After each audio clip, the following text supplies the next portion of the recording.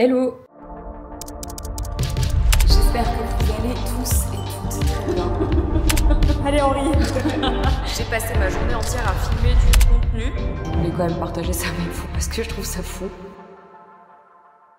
J'espère que vous allez bien tout le monde, on se retrouve aujourd'hui pour le vlog du jeudi déjà. Aujourd'hui donc on est lundi matin, enfin lundi début d'après-midi déjà. On a passé toute la matinée au bureau à faire des réunions pour les Cloud, encore une fois, on ne s'arrête jamais, vous allez voir. Il y a tellement de choses qui vont sortir cette année que ça nécessite beaucoup de travail et beaucoup de choses que je garde encore un peu très secrètes parce que on aime bien vous dévoiler les choses au fur et à mesure et tout ce que je peux vous dire c'est qu'il y a plein de choses trop cool qui vont arriver et vraiment on croise les doigts pour que ça arrive vite. Et on a hâte et on espère que tout va bien se passer, mais ça va être très chouette. Et on profite de ce magnifique temps avant de rentrer à Bruxelles où je suppose qu'il va faire un temps un peu pourri. Toute la journée au bureau et puis ce soir retour à Bruxelles avec le dernier train. Alors là normalement le tableau est flouté mais en gros depuis ce matin en fait on a acheté un paperboard. Je sais pas comment j'ai fait pour vivre sans paperboard toute cette vie. D'ailleurs, je pense que je vais m'en acheter un pour chez moi. Je le trouve génial ce paperboard. Bon, je peux pas vous montrer ce qu'il y a écrit dessus, mais je le trouve génial. Je vous jure vraiment, c'est trop pratique quand t'as plein d'idées en tête et que tu sais pas comment les exprimer. Et bah vraiment, les paperboards, c'est génial. Maintenant, il en faudrait un horizontal. En fait, il en faudrait plusieurs, genre 3 ou 4. On va en acheter plein en fait. Ça va être la salle des paperboards. On est mardi, si on se faisait un petit update sur les travaux. Ces derniers temps, il a fait mitigé en termes de météo. Du coup, vous savez, ils peuvent pas vraiment beaucoup travailler quand il fait froid ou quand ça a gelé parce que sinon les produits fonctionnent pas. Mais il faut quand même que je vous montre un petit peu où on en est. Ce qui est trop triste, c'est que je suis sûre que vous avez l'impression que rien n'a avancé. Et pourtant, en fait si, parce qu'ils ont enfin lissé les murs. Ça y est, les murs sont lisses. Donc là, ils sont vraiment quasiment finis sur le mur. Il manque plus que faire les dernières finitions de lissage ici, la peinture et ensuite peindre les rambardes et on aura terminé. Après, il y a quelqu'un d'autre qui va venir pour peindre en fait les châssis et la véranda en noir. Ça y est, je me suis décidée.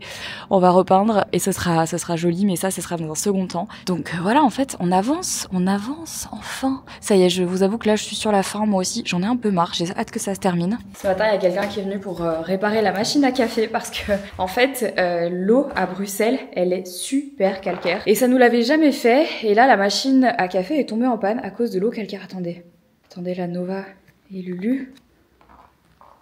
Ça va, Nono? C'est la première fois que je te vois au soleil depuis un petit temps. Ça va te faire du bien, ça?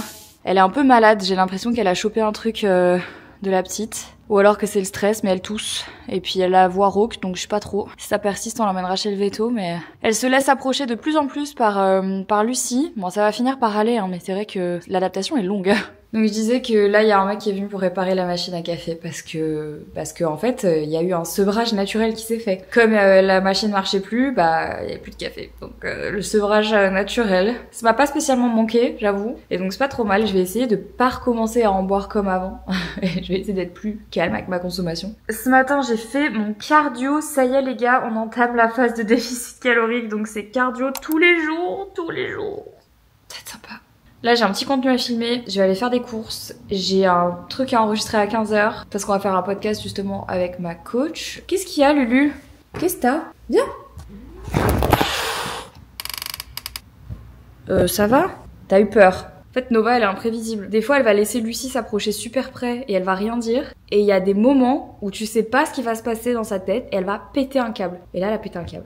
J'ai une petite question pour vous. Hier, j'étais à Lyon et du coup, c'est vrai que je vous parle pas trop du côté entrepreneuriat. Et souvent, dans pas mal de vlogs, on a parlé de cette fameuse question, est-ce que ça vous plairait de voir un peu plus le côté entrepreneuriat de ce que je fais ou pas du tout? Parce que, en fait, c'est vrai que quand, par exemple, je fais des journées où je suis toute la journée à Lyon et je passe ma journée en réunion, clairement, c'est vrai que je m'en veux parce que je me dis merde, c'est des choses que je pourrais montrer. Après, dans la mesure du raisonnable, parce que forcément, il y a pas mal de choses qui se font en interne et vous savez que dans toutes les entreprises, il y a un peu les deux côtés. T'as les entreprises qui décident en fait de montrer vraiment tous les backstage, les insights, etc. de ce qui se passe parce qu'en fait, putain, j'ai mis de la mousse dans mes cheveux. Parce qu'en fait, ils se disent que ils ont envie en fait de faire participer leur communauté, quitte à ce que en fait ça gâche parfois certaines surprises. Mais t'as aussi certaines entreprises qui se disent que non, il faut garder les surprises jusqu'au bout. Et moi, je suis un peu comme ça. C'est pas que je veux pas vous inclure, c'est que je sais pas en fait comment ça pourrait être pris. Je sais que j'ai facilement tendance à être critiquée. J'ai pas non plus envie de tendre le bâton pour me faire battre. et aussi parce que j'ai envie de garder un max de surprises, et donc forcément des fois je me retiens de vous montrer certaines choses, mais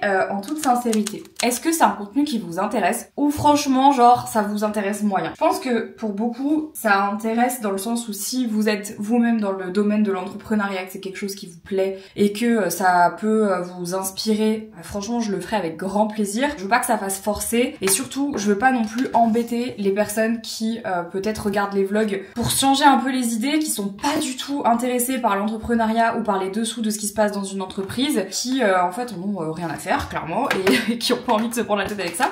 Ce qui est valable aussi, hein. Je comprends les deux points de vue, évidemment. C'est un peu le questionnement du moment, parce que je vous avoue que hier, on était quand même sur un très gros sujet. Ça m'a fait beaucoup cogiter, et puis hier soir dans le train, j'avais un peu les idées en vrac. Et en fait, je suis en train de passer par un truc un peu costaud pour Liz & Cloud, en tout cas. Pour Honest Mind, ça va, mais pour Liz & Cloud, on est en train de passer par un moment un peu, on va dire, charnière, un moment assez décisif dans comment est-ce qu'on va continuer avec Liz & Cloud, qu'est-ce qu'on va faire, vers où on va aller. Et donc, comme on est en train d'aller vers ce moment-là, évidemment, moi, ça me demande beaucoup de ma personne. Ça me demande de l'imagination, ça me demande de la logistique, ça me demande de l'organisation, ça me demande de faire du puzzle mental, ce qui est faisable, ce qui est pas faisable, dans quel espace-temps, qu'est-ce qu'il faudrait faire pour que ça le soit. Enfin bon, bref, c'est un exercice que j'ai peu l'habitude de faire parce que j'ai pas cette formation-là. Et c'est ça que je trouve intéressant, c'est comment est-ce que tu fais quand, en fait, t'as jamais monté d'entreprise de ta vie. En gros, comment tu fais pour te débrouiller quand t'as des problèmes que t'as pas appris à résoudre. Moi, j'ai pas fait d'école de marketing, j'ai pas fait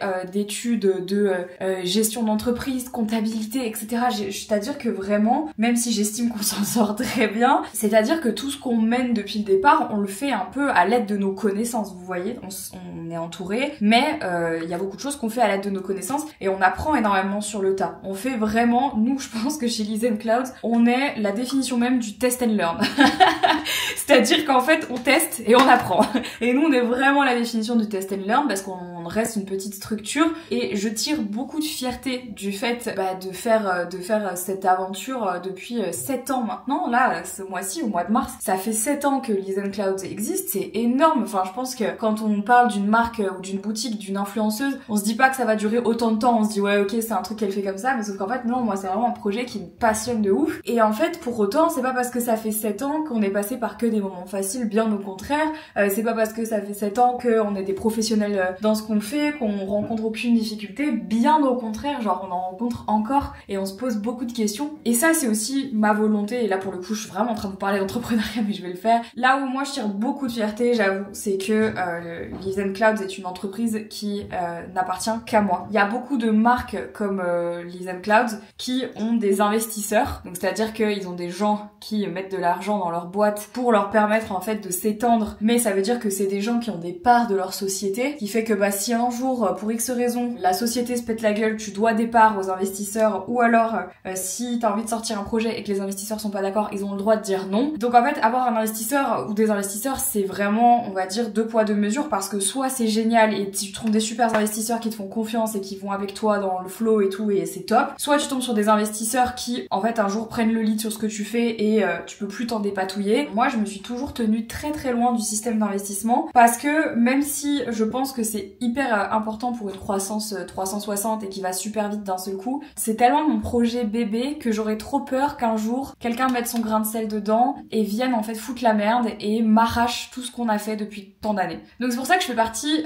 des personnes qui n'ont pas fait rentrer d'investisseurs dans leur société, donc je suis vraiment la seule investisseuse. C'est une grosse fierté qui parfois a des conséquences aussi dans justement ce que j'étais en train de vous expliquer, sur le fait que c'est vrai que quand t'as des investisseurs, ils viennent aussi parfois avec un savoir, ils viennent avec des compétences, ils viennent avec des contacts qui font que tu peux t'étendre encore plus, alors que quand t'es solo, c'est vrai que du coup c'est à toi d'aller chercher les ressources, et parfois tu les as pas, et parfois c'est plus difficile. Ça y est, en fait on sort un peu la tête de l'eau d'une période qui a été un peu hard. Je suis fière de me dire c'est bon, en fait on a bravé la tempête sans avoir besoin en fait de quelqu'un d'extérieur pour nous donner un coup de pouce tous, enfin d'un investisseur en tout cas, et ça c'est le top, enfin c'est une fierté de ouf. Pour tout vous dire, des fois j'aimerais vous parler plein de trucs pour que vous puissiez comprendre, et en même temps j'ai pas envie de vous imposer ça. Je pars du principe que nous on est là, et notre métier il est aussi là pour pas vous vendre du rêve, mais un peu quand même, en gros pour vous fournir le fruit de notre travail. Et quand bien même on vous intègre un petit peu dans les backstage, pour moi je trouve ça lourd des fois de venir vous embêter avec des histoires d'entrepreneuriat qui parfois peuvent être franchement pas chouettes quoi. Et c'est même pas de l'ordre du drama ou quoi, c'est vraiment juste de l'ordre de c'est des casse-têtes. J'ai remarqué dans l'entrepreneuriat qu'il y avait jamais de bonne solution, où il y avait jamais de solution parfaite à un problème. C'est toujours en fait soit une solution temporaire, soit la solution la moins pire. Vous voyez ce que je veux dire? Et en fait j'ai pas envie de vous imposer ça, même si des fois j'avoue que ça me démange un peu de vous le dire, parce que je me dis mais si par exemple je vous exposais une problématique et que on était des milliers à y répondre, et bah peut-être que le problème serait résolu. Et en même temps je me dis putain mais les pauvres quoi, genre je vais pas les emmerder avec ça. Il y a des choses comme ça qui font que il y a des trucs que j'ai envie de vous dire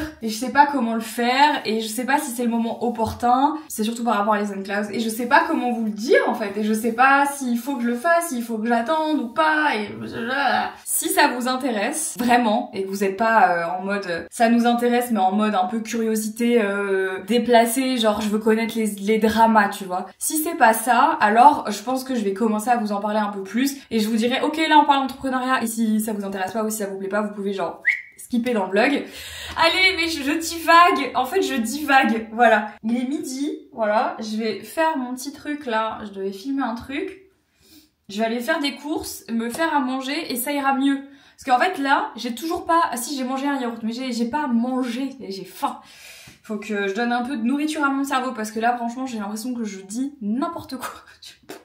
Perdu là. On est mercredi, est-ce qu'on peut parler 5 minutes de ce soleil de fou dehors? Franchement je suis tellement heureuse, ça fait tellement du bien. Du coup j'ai fait toute ma routine skincare en mettant du SPF à balle. J'étais là tellement contente de me dire au moins j'aurais l'impression de mettre du SPF pour une vraie raison. Et est-ce que j'ai l'air un peu bronzée? C'est normal, j'ai utilisé justement l'auto bronzant hier soir de chez Typologie, et en fait je trouve que ça me donne meilleure mine. Faudrait que je le réutilise ce soir avant de partir demain. Mais bref, je suis trop contente vraiment avec cette météo, ça fait tellement du bien. Pour mes amis amateurs de plantes, je voulais aussi vous montrer que l'hiver n'a pas non plus trop déprimé ma Monstera variegata, puisque regardez ce qu'elle me fait. Voilà, elle est très heureuse de vivre, très heureuse de vivre. J'avais super peur qu'avec les travaux avec l'hiver, regardez, il y en a encore une ici, elle me fasse la gueule, mais pas du tout. Donc à la fois elle a bien vécu son rempotage qu'on a fait là la dernière fois, vous vous rappelez en vlog. Regardez, qu'est-ce que c'est ça? Qu'est-ce que c'est? Alors à la base, quand j'avais bouturé, il y en avait 2. Et regardez cette 3e. She's a beauty. Et là il y en a une 4e qui va pas tarder à arriver. Voilà, écoutez, je peux pas spécialement dire que j'ai la main verte. Mais je sais pas pourquoi cette variegata elle m'aime bien. Parce qu'il y a plein d'autres plantes avec lesquelles ça le fait pas. Mais ma variegata, je sais pas pourquoi, elle me kiffe. Elle me kiffe. Et écoutez, c'est bien, je la kiffe aussi. Ça c'est génial, c'est un vaporisateur continu. Donc en fait c'est pas genre juste t'appuies une fois et ça fait un pchit, c'est t'appuies une fois.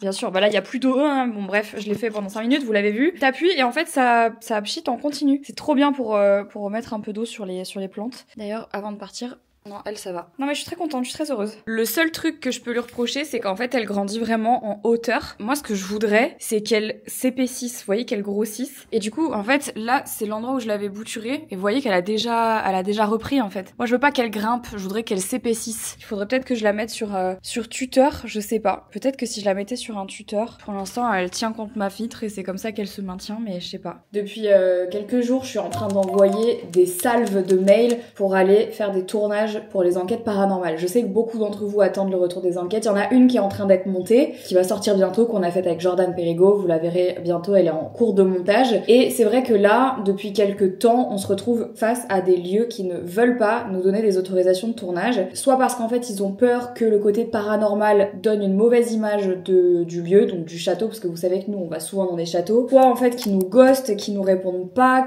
voilà, juste qui sont... Ou alors qui te disent non, mais sans raison. Donc après, c'est leur droit évidemment. Genre vraiment j'ai des listes abracadabrantes de châteaux que j'ai contactés et qui m'ont jamais répondu. C'est pas que j'ai pas envie de faire plus d'enquêtes paranormales, c'est juste que trouver des lieux avec autorisation c'est compliqué, avec une histoire aussi c'est compliqué, et que moi je suis pas trop dans l'urbex parce que je trouve que c'est assez dangereux quand on est 2 meufs. Et donc là je galère en fait, et là je viens de recevoir encore une réponse ce matin d'un château qui est pas vraiment contre mais qui demande des contreparties de ouf, et du coup je sais pas comment nous on peut les aider avec ces contreparties. Enfin c'est pas que je veux pas, c'est juste que vraiment c'est une merde sans nom, c'est très compliqué. Donc voilà, si jamais, je sais qu'il y a des gens qui m'ont déjà contacté pour ça, si jamais vous travaillez dans un château, que vous avez déjà été saisonnière dans un château ou dans un lieu comme ça, un peu ancien avec une histoire à raconter, que vous connaissez, que vous avez des contacts, ou alors un lieu dont vous avez entendu peut-être des mythes et légendes, des histoires paranormales, etc. N'hésitez pas à venir me contacter en DM Insta, à me donner vos coordonnées, à juste me le dire pour que nous on puisse ensuite entamer les démarches, parce que je vous avoue que c'est déprimant le nombre de vents qu'on se prend dans la gueule.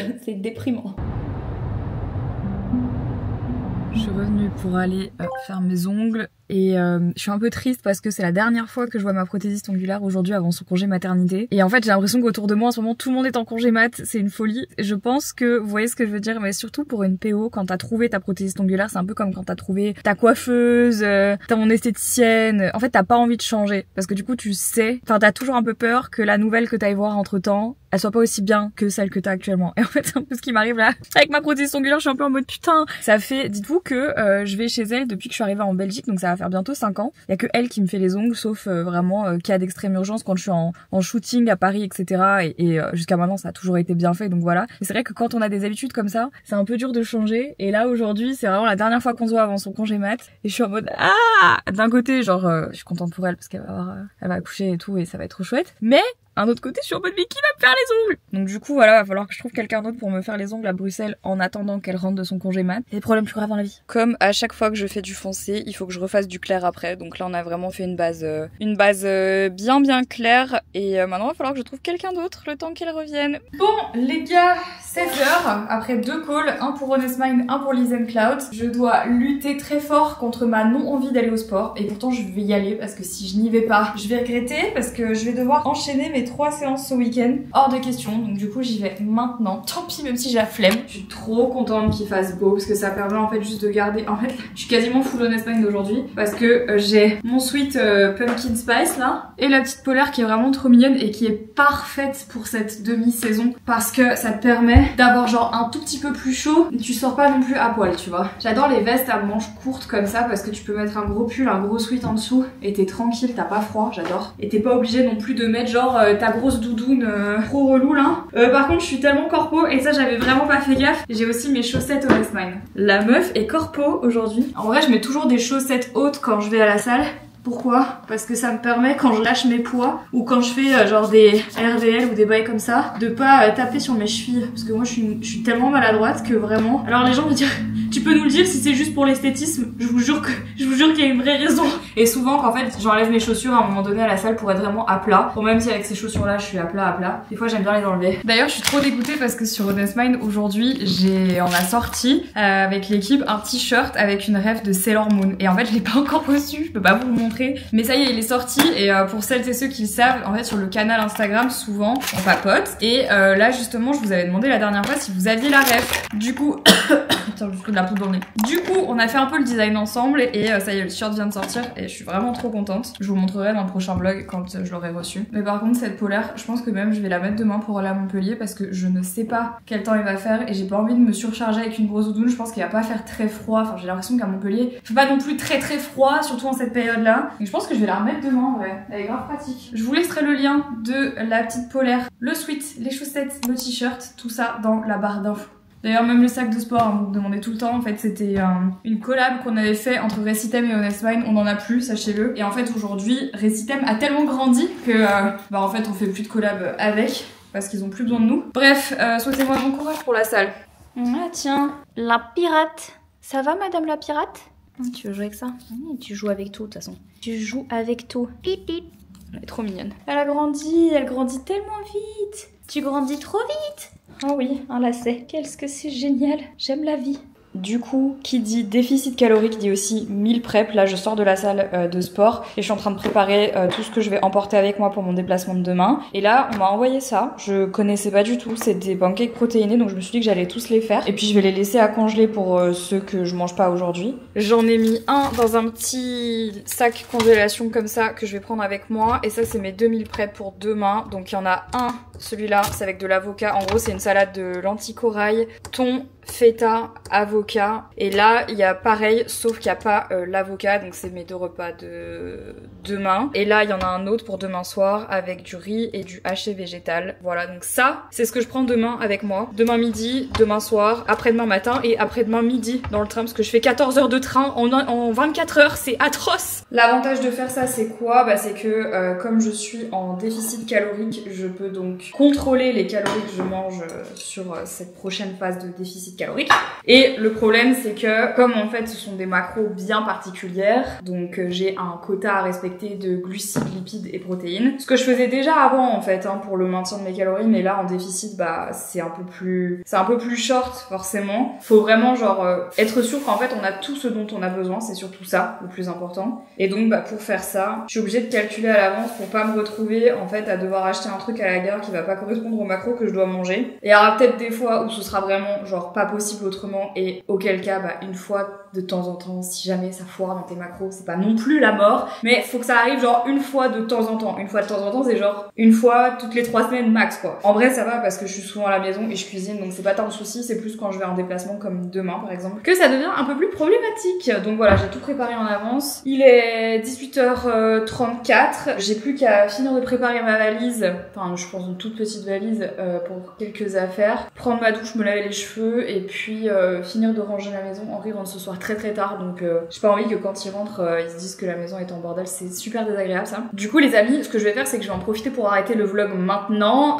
Voilà tout pour ce vlog du jeudi, j'espère que ça vous a plu. Je vous montre pas plus bas parce que sinon je vais tout vous montrer, donc on va se calmer. J'espère que ce petit vlog du jeudi vous a plu, n'hésitez pas à me dire ce que vous en avez pensé dans les commentaires. N'oubliez pas d'aller checker les liens en barre d'infos pour Nesmine et Listen Cloud. Je vous embrasse et je vous dis à lundi pour un nouveau vlog. Ciao!